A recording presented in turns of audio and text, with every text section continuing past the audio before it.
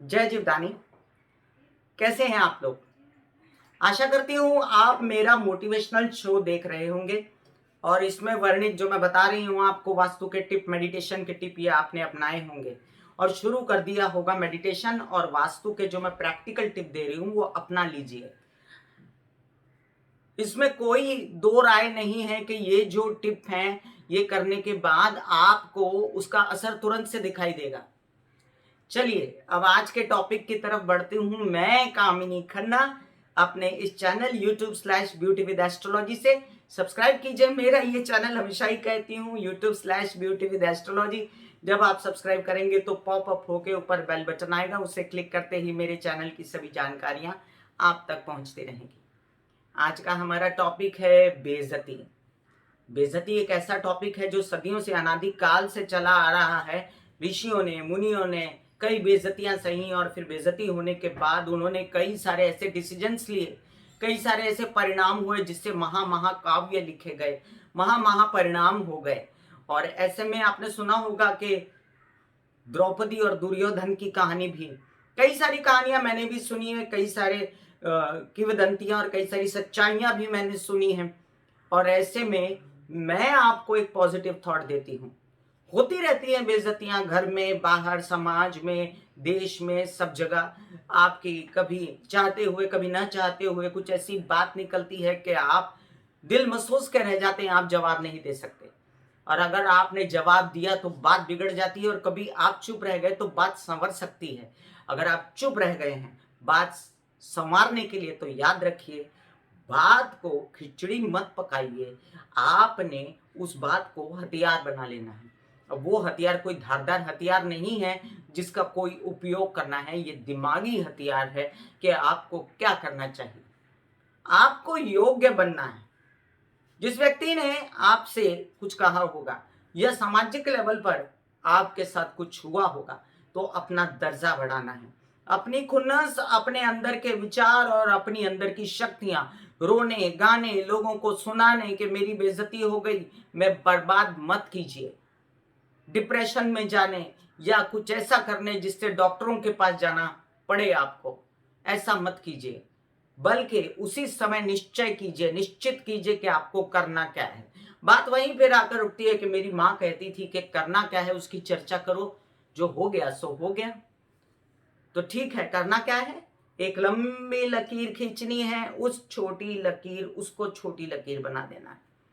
अब लंबी लकीर खींचने के लिए बहुत मेहनत करनी पड़ेगी। हो सकता है कि आपकी लंबी लकीर खींचने को बहुत समय लगे, लेकिन अल्टीमेटली आपके अंदर का संतोष, आपके अंदर का जुनून आपको काम आएगा।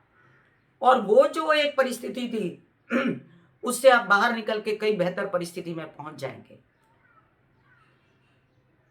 आपको आज का ये टॉपिक कैसा लगा मुझे बताइएगा। अपने आप को इम्प्रूव करने के लिए बहुत शक्तियां लगती हैं। अपने आप को समझाना पड़ता है। सबसे बड़ी जंग होती है खुद से इंसान की। बाहर कोई जंग नहीं होती, अपने ही विचारों से सारी जंग होती है। और जो जंग होती है उसमें अगर हम हार गए तो बहुत ज़्यादा तकलीफ होती है, शारीरिक और मानसिक। सोच लीजिए आपको तकलीफ चाहिए कि आपको उन्नत होना है, आगे बढ़ना है।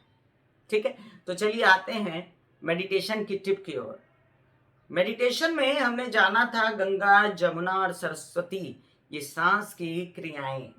अब आइए इसके विषय में थोड़ा और आगे जानते हैं। जब आपकी राइट सांस चलती है वो चलती है गंगा, जो पुरुषों के लिए बहुत अच्छी होती है। तो जब प्राणायाम किया जाता है तो अगर पुरुष भाई ऐसे प्राणायाम करें, अपनी राइट सांस से ज्यादा सांस लें और प्राणवायु की पूर्ति करें अपने फेफड़ों को, तो आपके जीवन में जल्दी उन्नति होती है। और स्त्रियों के लिए जो दाहिनी सांस होती है जमुना, वो अगर दाहिनी सांस लें, या इसका एक पर्याय भी होता है कि नॉर्मली और नेचुरली कौन सी सांस चल रही है पता कीजिए।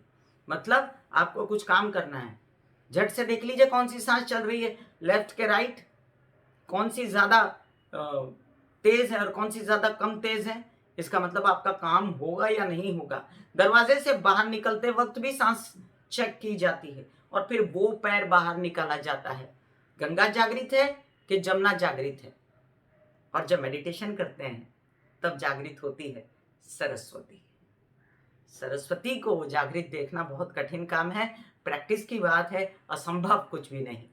चलिए आइए वास्तु टिप की ओर आते हैं। वास्तु टिप, आज का वास्तु टिप, क्या बिजनेस कम हो गया है? क्या काम धाम कम हो गया है? चलिए इसका उपाय बताती हूं मैं आपको फटाफट। कौन है व्यवसाय का अधिपति? बुध। और बुध किससे रिलेट कर रहा है? संसार में जितनी हरियाली है उससे रिलेट कर रहा है। तो अपने घर के बारियों में, दरवाजों पे पौधे लगाइए, कुछ पेड़ लगा लीजिए बाहर आंगन में अगर पॉसिबल है तो। लेकिन सवाल इतना ही है कि उन पौधों को खुद पानी डालिए, खुद नरिश कीजिए। करके तो देखिए, अगर आपने कोई पौधा लहलहाया, आपको व्यवसाय में कोई कमी नहीं होगी और आप दिन ब दिन उन्नत होते जाएंगे। अगर आप किसी भी पौधे की निगाह रखते हैं बच्चों की तरह, उसको म्यूजिक सुनाते हैं, जैसे कि आपने सुना होगा कि पौधों को म्यूजिक सुनाने से भी पौधे बढ़ते हैं। पौधा एक जीवंत चीज होती है। व्यवसाय रूपी, बुध रूपी आपके जीवन में उन्नति हो जाती है। God bless you, take care and goodbye. फिर मिलूंगी इसी तरह अपना ये मोटिवेशनल शो लेकर। तब तक के लिए टाटा बाय बाय, आज्ञा दीजिए, नमस्कार।